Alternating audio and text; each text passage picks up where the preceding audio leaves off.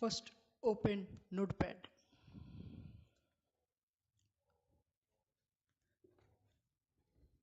Then rename it as per your wish.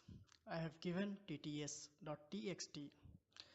Now in that I have pasted the code I have already written in the separate file. Just I have copy and paste into tts.txt file. Then save and close it.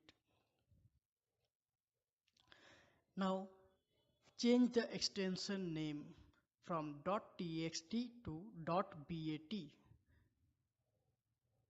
It's called batch file. Now double click on that batch file and whatever you want you can write.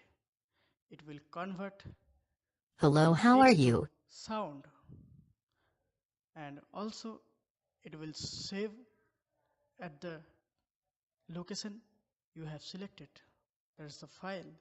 If you double click on that, the sound, you will get what you have written. Now if you want to change your color of background or text, you can change here, or anything to change the coding you can do as per your wish. Thank you very much.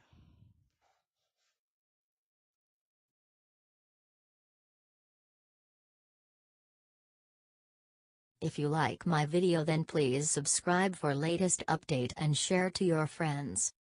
Thank you.